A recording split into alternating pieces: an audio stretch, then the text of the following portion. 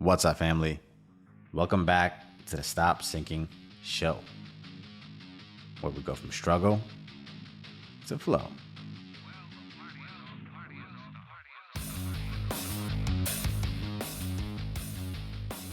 Everything we accomplish in life depends on our willingness to begin again.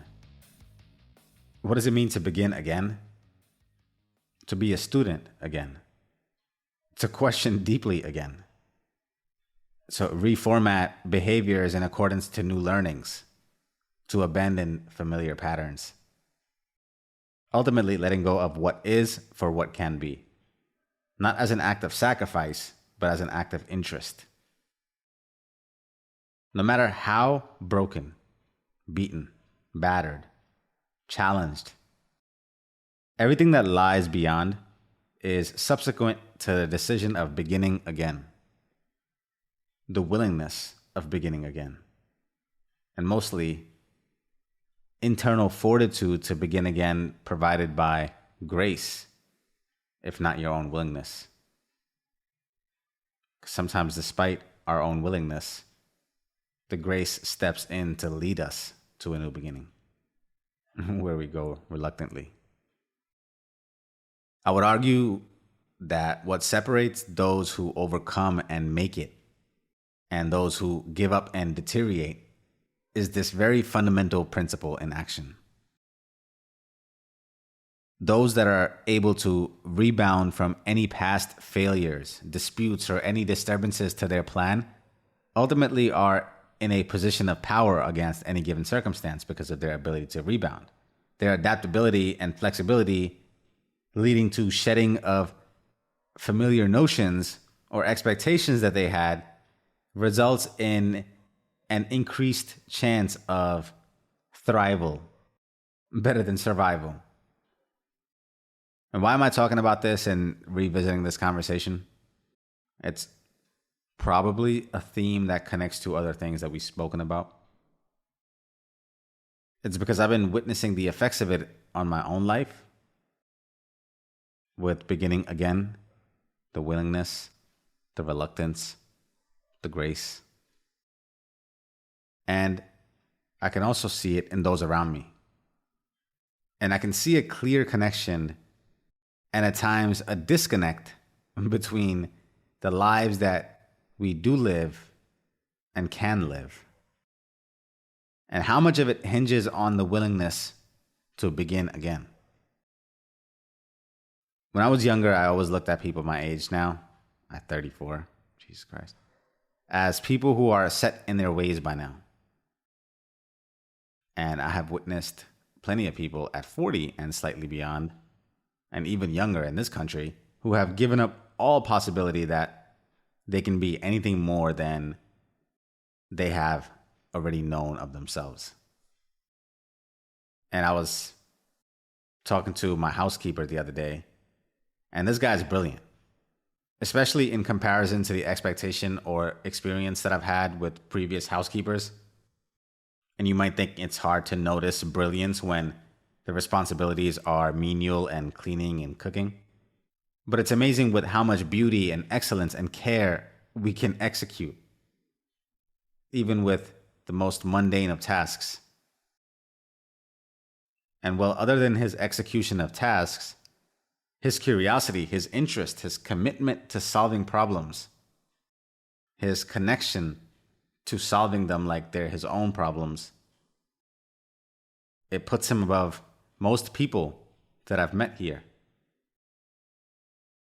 This is my housekeeper I'm talking about. And he probably has more a keen emotional sense of things and people than several other people I've met my entire life, and especially people here with seemingly higher quality professions. So in a conversation, how we got into this, he asked me about investment and mutual funds. And that's not a very common conversation, especially in the gap of socioeconomic status where you wouldn't expect his mind to even be there or be curious about it. And because I love a challenge of explaining something that's complex in simple terms for anyone to understand, adding on top of the challenge of me expressing it in a language that I'm not as mature as I can be in, I wanted to nurture that curiosity because I don't see it.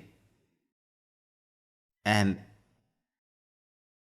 like most other people in this country who come from social classes and have expected to not find any mobility to improve their situation, so they have learned what means they are expected to live in, and then they just accept their place in the world.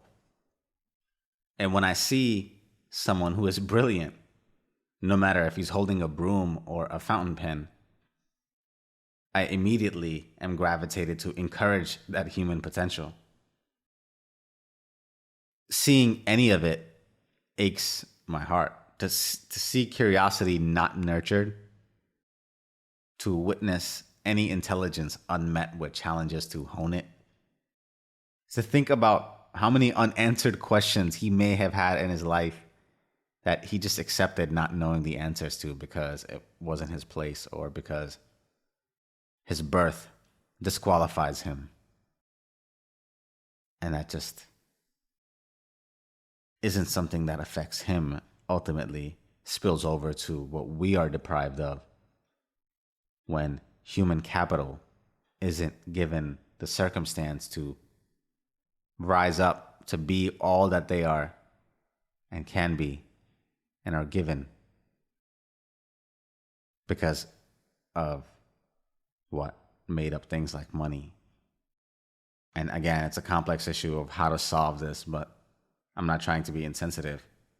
And it may seem obvious as a Westerner, and I don't take for granted the roadblocks to overcome poverty, especially while being responsible for a family back in their village. But when God gives you potential and the only thing missing is resources, then that gap becomes the first obvious bridge to construct. And it sounds obvious and stupid to say, but that can happen as long as you have the right environment that allows you to believe it. Not necessarily the environment that provides you the resources, but the environment that allows you to believe it. So I do believe this expansion of life is vastly influenced by what is obviously working against their circumstance, which is the environment and the generational lack of resources and the compounding effect that that has on an entire way of life and culture that is just difficult to uproot with a pep talk, right? And I understand that. I acknowledge that. But I couldn't help give him one anyway. And on top of satisfying his initial curiosity about mutual funds, noticing again his brilliance, keen listening, and eagerness to understand, I had to go further and tell him to think past his life, even though it may be hard for him to imagine, to think past the broom. And I think people, and we all forget sometimes how our life, the one that we're living, isn't the only one we have to live. And I always say this, someone somewhere right now is sipping champagne under the Eiffel Tower, living luxuriously. That was my definition of luxury when I came up with the saying in my mind. I don't know if I still agree. The point is, someone somewhere right now is sipping champagne under the Eiffel Tower at my perception of the peak of luxury. At any given time, because this is happening right now, as we speak, as you're listening to this, in any state that you're in, at any given time, there are an infinite realities. And we can really subscribe to any of them. But it begins with beginning. You see, we make life more complicated than it needs to be, and think the momentum we have found ourselves in is the only one we can sustain. And the older we get, the higher the torque of that momentum, and the more seemingly difficult to change course. But just like you didn't get here overnight, to your current pattern of behavior, you can't expect to abandon all life and find yourself in the momentum of the life you want and live overnight. It comes down to being deliberate in your destination over the long haul and then sticking to it with all the tests of faith that come along that journey. And slowly shifting the direction toward the life you desire by using the quiet moments, the free moments in your current life that can be the bridge to the life that you want. By behaving in those moments as if the person who is already there on the other side, by incorporating the activities of that person and what that person would do on the other side of the life that you already want. Slowly but surely inching toward that person by already assuming that you are him. And then watch the compounded effect of it speeding towards reality. I think we forget and don't realize sometimes how simply, not easily, but with simple tools and steps, how simply and how much we can influence and change our life. And I had this conversation with him. If you read even one book a month in your free time, I told him, that's 12 books a year. That's 120 books in 10 years. In 10 years, you're still in your 30s. An age you're going to meet regardless of this effort that you put in or not, whether you read those books or not. And now with 120 books of knowledge in some specific direction that you refine over time, there is not a damn chance you are the same person. And there is at least a chance that in a decade, you are not holding the same broom. If not, the decade will come and go anyway.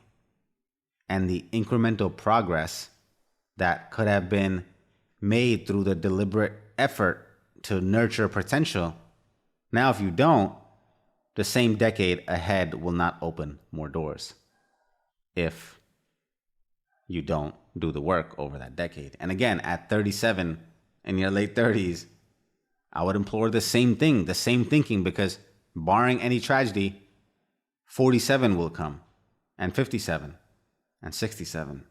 And before you know it, your body cannot handle the physical labor, and your only hope is that your children, like you, go and live in a major city and send money back home to you.